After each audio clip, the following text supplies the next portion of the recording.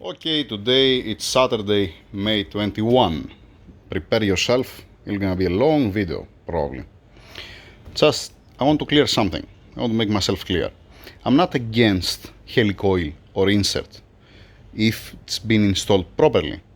Okay?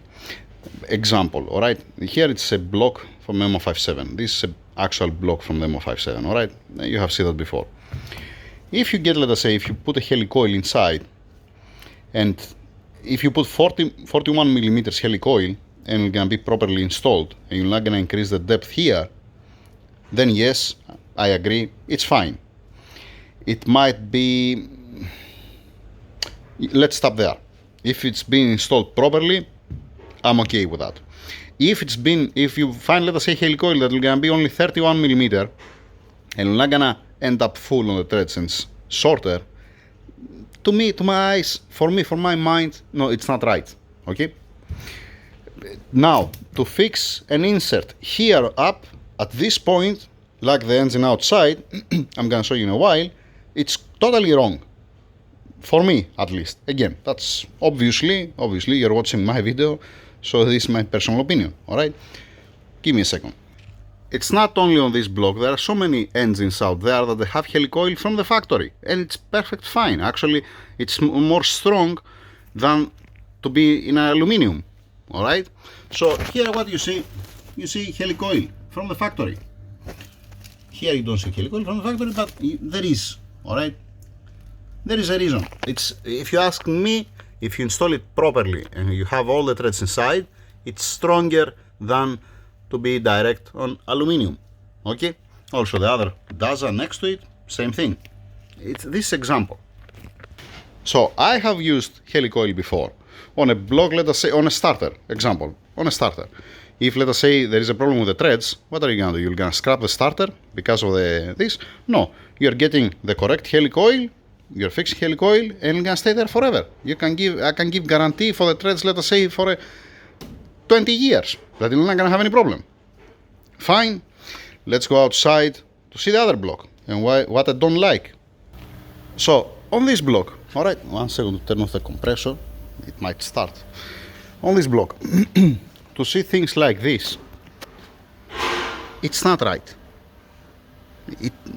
How to explain now this one? If it was a helicoil and it was correct down there, on the correct length, the threads, then yes, it will gonna be fine. You're not gonna have any problem, alright? Especially where you see the thickness, how much you have. If you are okay, let us say, you don't do something wrong, if you don't drill it, let us say, sideways, you're gonna be fine. You're gonna get away with that. This, it's not right. It's not, all the forces are gonna come up here, not there inside, not down there inside. I put a bet that if I try to torque it down properly, it won't gonna happen. You're not gonna be able. They don't even match the head bolts. The original head bolts are not matching. Same thing from this side. Okay, so if you do it with the right way, with the proper way, I don't have nothing against insert, helicoil or whatever. Just to be with the proper way and to be able to torque it down, and then you have to consider also that there is some expansion. That means, let us say, the helicoil or the insert, it can expand different, let us say, than the aluminium. One metal is softer, the other one is harder. You get my point? Again, for me, I would like to have clean about the cylinder head, you know, the threads that has for the cylinder head bolts I'm talking about. I would like to have the stock one to be nice and clean, to don't have a garbage inside. I'm checking also with the camera. All the time I'm checking with the camera. I'm putting the camera and see the side camera and the straight camera just to see that everything is fine and it's nice and clean inside. You have seen me 1 million times on the cast iron block that I'm chasing the threads down, you know. On the MO57, because it doesn't have, let us say, it's not coming coolant inside, it's not so much bad, let us say. You just put some petrol or brake cleaner, you blow with air, and perfect. You try the bolt, everybody happy.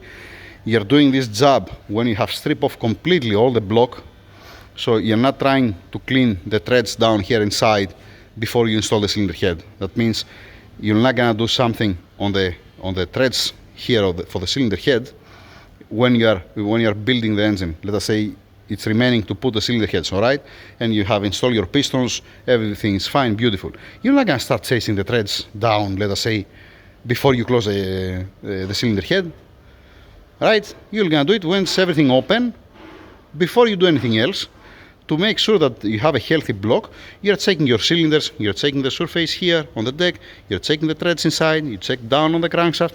The important things, there are 4 or 5 important things that you have to check it, all right? The threads that has for the timing chain, for the pins that has inside, for the intermediate gear, this kind of stuff. When you see that you have a healthy block and you can move on, then you are continuing and you are washing it, you're preparing it, you send to the machine shop, let us say, if you have to resurface it or whatever. Once again, I'm trying, did I put ever? No. On the blocks, on the engines that are going to be shipped outside of this country, I have never used helicoil or insert. In the blocks that it's for this country, I have used 2 or 3 times helicoil where on the starter. Okay? And I have explained that to the customer, I have showed this to the customer, and he has a guarantee. One time there was one M156 on the intermediate gear because you are losing the bolt clockwise, not counterclockwise, not left, you're losing it right. So the gentlemen, whoever fixed it before, they destroy the threads. That time I put a helicoil, and again, I make sure with the customer that he knows what I did. And I told him that that's what I'm gonna do, I'm gonna torque it down, we're gonna see if it's okay. Since I torque it down and it's staying there and it's working till today, I don't know, this has been 3-4 years ago. Everybody happy? Again, in general for the, let's say specific for the M157, or any engine that are gonna be shipped outside of this country. I don't want to have a chance, I don't want to have any headache to make, let us say, yeah, let's repair it like this to get rid of the engine. No, I'm not that kind of guy. I prefer to resign. I said at the office, if you try to make me close, let us say, the engine like this, no problem, fire me. There is no problem, it's fine with me. Instead of making these kind of things. If the customer, he wants me to close like this, he's gonna sign a paper like I said, and I'm gonna say to Omar what he should do with the block. I'm gonna tell him step by step. Me, I don't like it. I know that's wrong. I know that's not gonna work with this way. Okay? Just to make myself clear.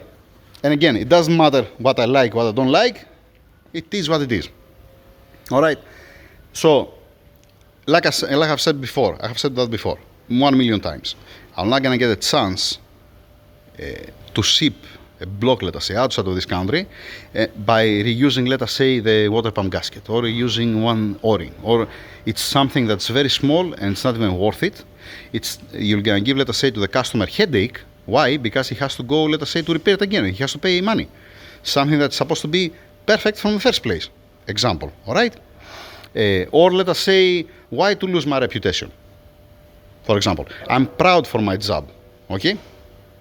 So why should I lose my reputation? Let us say, imagine, to put a helicoil somewhere, or to put, let us say, one stupid insert like this, you ship the engine outside of the country, and then the customer, he has a problem. He's opening the engine, and he sees this kind of stuff. Nobody will gonna trust me. It's a common sense. He's gonna make one upload on MB World, let us say, he's gonna create one post, something, he's gonna say, you see what I get from Tassos? Bullshit. Example. All right? So, it's not only if you are proud, it's also that you're not gonna last in the market if you start doing this kind of stuff. You know, whoever says lies, whoever's doing this kind of bullshit, he can get away, let us say, one time, second time, third time. You're gonna come the time that they will gonna find that you're doing stupid things and you're targeting only how to make money, and then you're gonna be disappeared from the market. It happened before in the past, and this is a good lesson for this kind of people. All right, I refuse once again to do this kind of stuff. I'm not even attempting to do this kind of stuff. What I offered to the owner, because he told me you cannot close it back as it is, I said, yeah, I can close it back again. It's not gonna be right. We can set up the machine shop again. I don't know what are we gonna do with the cylinders because the cylinders are gone. Regarding the bolts here for the head bolts, I don't know if they can do something. Honestly, I have no clue what's going on down there. If you bring me a block and I will be able to torque it down properly, and I will gonna check inside that's beautiful. I have nice surfaces, good cylinders, the threads inside are okay, then yes, there is no problem with me, it's fine. I think it's reasonable, right? To close something that will gonna fail after one day, or after one pull, let us say, or you're gonna consuming oil, or you're gonna have a sound. To me, it doesn't make any sense. I said to the customer before I touched the engine, just by checking when I checked the car, all right? And I was suspicious when I saw the sealant. I said somebody open it. They didn't use a new head gasket probably. They didn't torque it down properly, the bolts.